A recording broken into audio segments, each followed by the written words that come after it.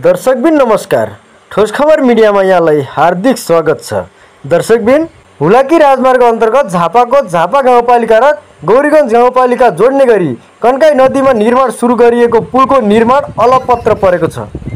विक्रम सम्वत 2068 जेठ 30 गते 4 वर्षभित्र निर्माण सम्पन्न गर्ने गरी निर्माण कम्पनीलाई ठेक्का दिएको पुल समयमै निर्माण सम्पन्न नभएपछि हालसम्म पटक पटक गरेर 5 पटकसम्म ठेक्काको म्याद थप गरिए पनि म्याद सकिँदा समेत निर्माण सम्पन्न नहुँदा स्थानीय साथै यो बाटो भएर आवत जावत गर्ने यात्रुले शास्ति बेहोर्नु परेको छ।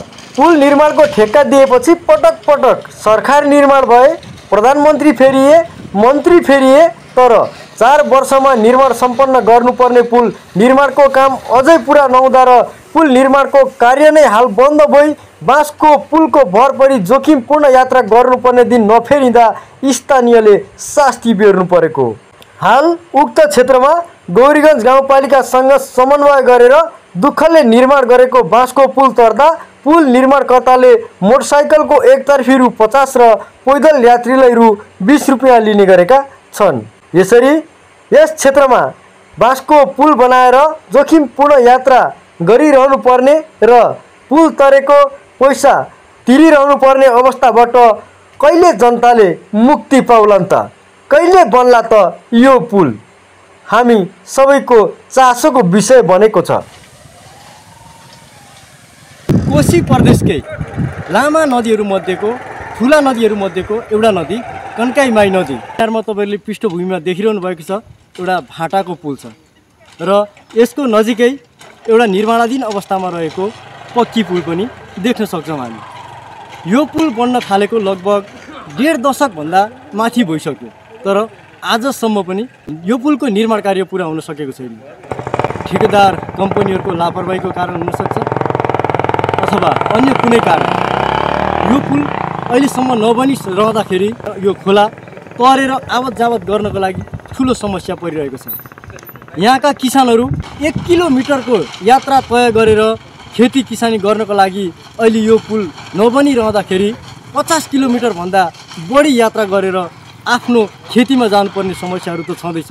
यो बाटो भएर विराटनगरसम्म जानको लागि यात्रुहरू भद्रपुरबाट झापा गाउँपालिकासम्म आइरहँदाखेरि यहाँबाट तरेर चाहिँ पारी जान नसक्दाखेरि उत्तरतर्फ सुरुङ्गा पूर्व पश्चिम राजमार्गसम्म जानुपर्ने अवस्था रहेको छ। कहिले बन्छ त यो पुल? कहिलेसम्ममा निर्माण हुन्छ यो पुल? योभन्दा अगाडि पनि धेरै पटक यो पुलको बारेमा समाचारहरू सम्प्रेषण भइसकेका छन्, तथापि आजसम्म पनि यो पुल बन्न सकेको छैन। यो कहिले सम्पन्न हुन्छ? यसबारे सरकारको ध्यान कहिले केन्द्रित हुन्छ? यसबारेमा तपाईँ हाम्रो खबरदारी अझ आवश्यक रहेको देखिन्छ र तपाईँले देख्न सक्नुहुन्छ अहिले कसरी यात्रा गरिरहनु भएको छ। पृष्ठभूमिमा मैले देखाएको पुल छ जुन पुलबाट कसरी यात्रा गरिरहनु भएको छ, यहाँको दुःख कष्ट कस्तो छ र यो पुल बर्खाको समयमा भत्काएर लान्छ बाढी आइसके पछाडि।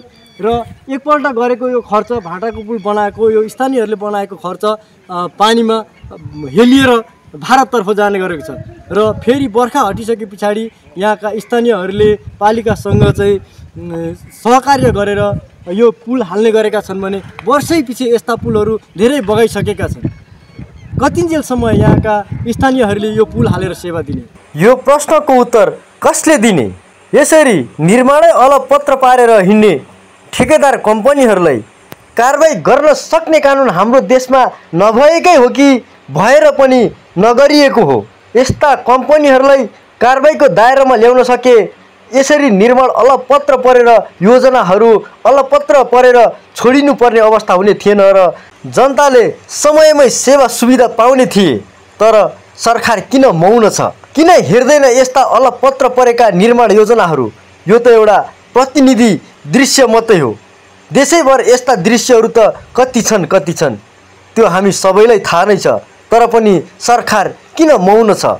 कहिले हुन्छ सरकारको मौनता भङ्ग र बन्छ यस क्षेत्रमा पुल र पाउँछन् यहाँका स्थानीय साथै यस क्षेत्र भएर आवत जावत गर्ने यात्रुहरूले सुविधा? सरकारलाई हाम्रो प्रश्न छ, कहिले बन्छ यस क्षेत्रमा पुल?